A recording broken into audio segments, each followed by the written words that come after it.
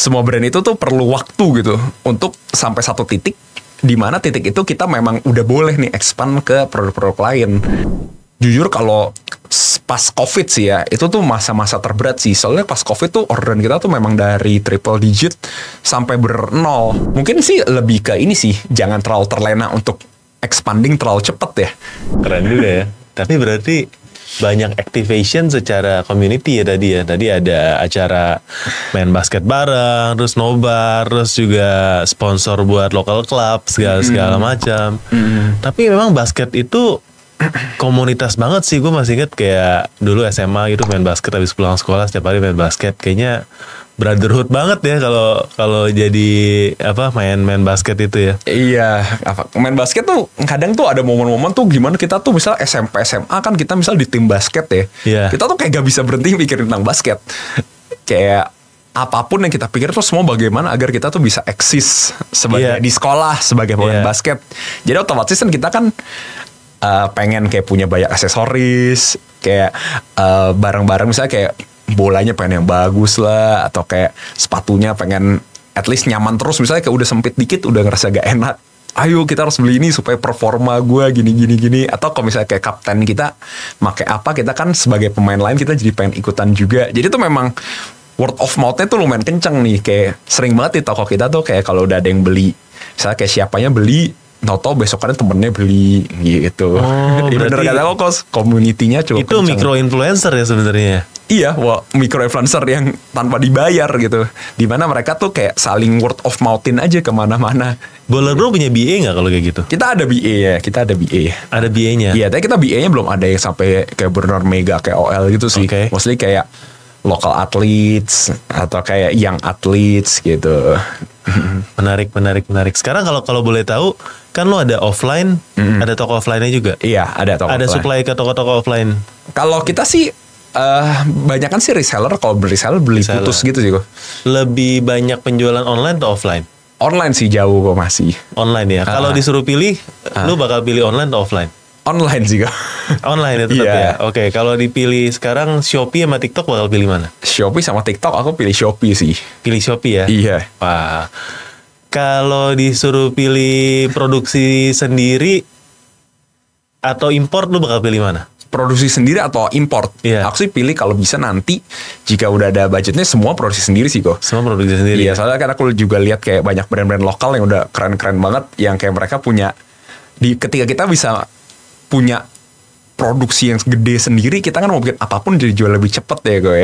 Gitu, mau bikin limited ini itu kan jadi lebih mudah gitu. Iya. Gitu. Wah, keren sih.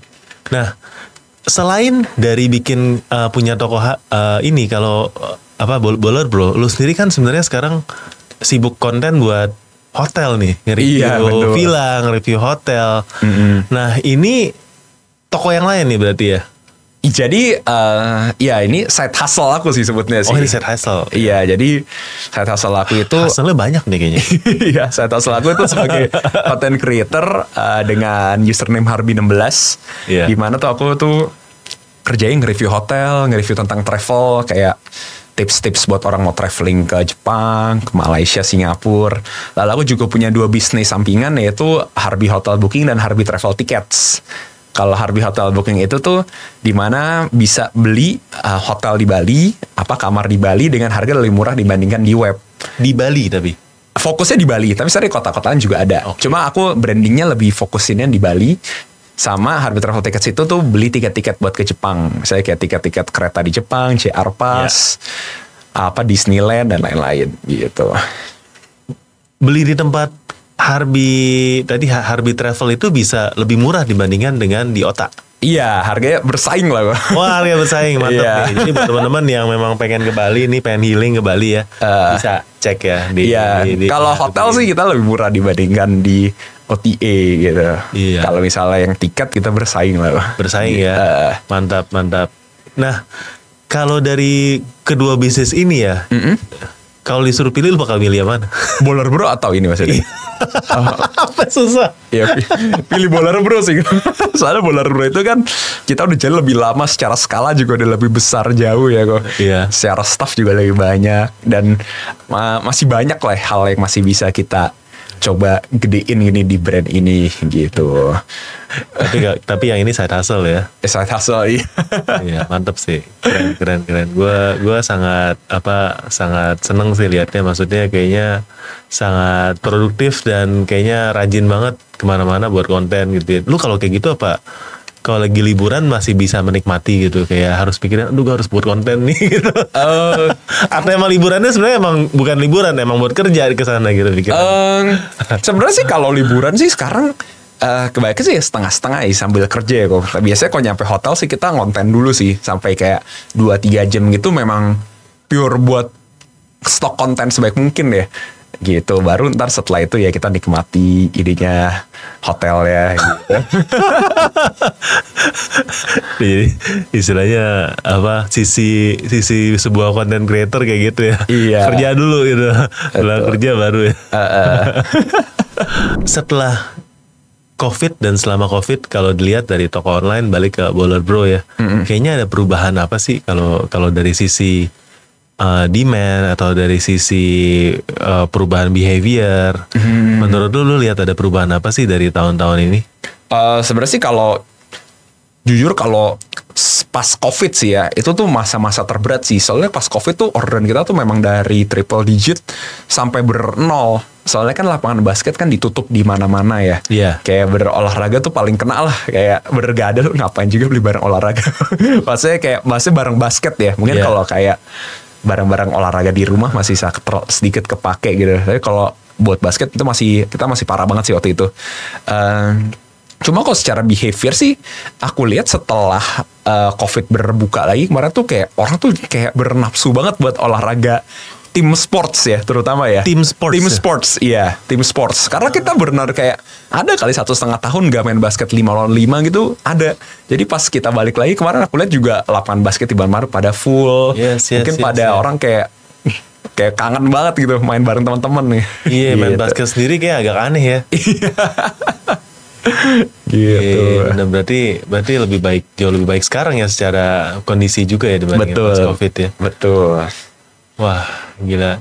Thank you banget Om kalau udah mau sharing ya. Tapi mungkin saya ada one last questions ya. Kalau memang boleh ngulang nih ya, Harbi misalnya waktu diriin Baller Bro, waktu dari awal ya, lu boleh ngulang itu sekarang. Kira-kira 3 hal apa yang lu bakal lakukan? 3 hal apa ya? Ya. 3 hal apa? Satu sih yang pasti sih kita harus tahu benar kayak secara spesifik banget kita punya hero customer tuh siapa sih. Customer jadi target market lu profilingnya udah harus profilingnya as detail as like dia umur berapa, penghasilan dia berapa, bisa dibilang lokasi tinggalnya di mana, sekolah dia tuh sekolah kayak apa, orang tua dia tuh kerjanya apa. Karena ketika kita tahu itu sampai spesifik banget, kita bisa tahu nih kita mau ngomongnya misalnya as simple as di social media, kita mau ngomong dia sebagai bro atau koh atau kayak kak atau mas, itu kan beda semua ya. Kayak secara profiling gitu ya. Berarti bro itu memang udah specifically sebagai bro gitu. Iya. Kalau lu nggak jual kayak gue Baller Om misalnya. Sebenarnya sih Baller Bro tuh kita awalnya tuh namanya dari karena kan bisnisnya dari aku dan adikku ya, dan kita sama-sama main basket, kita jadi Baller Bro. Tapi kita juga panggil customer kita tuh bro. Oh bro ya. Gitu. Iya. Berarti sangat spesifik. Yang kedua apa? Kedua sih sebisa mungkin jangan terlalu nyakitin brand kita dengan diskon deh. Gitu. Lu gak suka diskon? Justru kalau aku sih merasa bahwa diskon itu tuh membuat persepsi dari customer itu bahwa kalau lu beli pakai harga normal ini tuh gak worth it gitu. Misalnya kita setiap bulan ikut payday sale, kan banyak kayak brand yang kayak payday sale terus, atau kayak setiap ada event apa sale banding harga bla bla bla bla. Mungkin once in a while gak apa-apa ya, misalnya kayak 1 tahun sekali misalnya 11 kita mau habisin cuci gudang semua gitu misalnya. Tapi kalau aku jalanin dulu, aku sempat kayak brand aku tuh sering banget sale, sama sekarang hampir gak pernah sale kecuali dapat subsidi gitu. Kita merasa growth-nya tuh jauh lebih sehat sekarang ya, dari persepsi customer juga. Lebih gitu. sehat dari in terms of sales atau in terms of margin? Both ya, sales, margin, dua-duanya Oke. Gitu. Lu pakai harga coret gak tapi kalau di Shopee? Harga coret pakai. Harga coret pakai. Harga coret pakai. Iya. Tapi coretnya masih yang coret standar lah Iya, istilahnya. coret standar. Kalau dulu kan bisa udah coret, kasih promo apa, kiri kanan, setiap tanggal 25, sale sampai menggila banget. Nah, memang ada spike gitu sih. Cuma menurut aku di long term agak susah juga ya kalau kita gitu terus. Gitu. Karena mereka jadi pada nungguin. Iya, jadi pada nungguin gitu. Oke. Dan kayak komen-komen bisa kayak nanti aja bro, tunggu sale. Itu kan juga kayak merasa kayak gak sehat juga ya buat tim juga gitu, buat customer juga gitu. Ada hal lain gak yang menurut lu bakal tetap akan lakukan? Mungkin sih lebih ke ini sih, jangan terlalu terlena untuk expanding terlalu cepet ya. Kayak seperti yang aku bilang tadi, either itu dari jumlah produk, either itu dari lini bisnis, either itu dari jumlah tim misalnya. Kalau misalnya kita memang masih, misalnya kita belum berpakem banget di lini bisnis yang ini, seperti yang aku bilang tadi, misalnya aku dari basket terlalu cepat ke brand-brand olahraga lain, realitinya ternyata kan customer-nya merasa terasingi ya. Dan alhasil growth kita malah jadi pelan. Misalnya kalau dari dulu aku gak sempat ngelakuin itu, semua modal yang misalnya buat sepak bola, buat apa, semua balik ke basket, dan kita selalu brandingnya basket terus, mungkin kita udah lebih jauh lagi dari sekarang. Tapi itu kan karena itu ada setback sedikit gitu. Jadi kita pastiin dulu kayak brandingan kita apa, sama kalau mau ekspansi ini bisnis, kita look back dulu lah, kayak kita hitung baik-baik dulu, ini worth it gak sih nih kalau kita gedein ini sekarang gitu, misalnya gitu. Wow, thank you banget. Udah sharing insight-nya. Mudah-mudahan Bowler Bro makin menjadi brand lokal yang paling oke untuk kategori basket ya. Dan nanti kalau udah makin mantep di basket, mungkin nanti akan ada waktunya bisa ekspansi ke kategori-kategori lain ya. Amin, Jadi ya. bowler om, bowler sis, dan lainnya ya. Yes. Amin.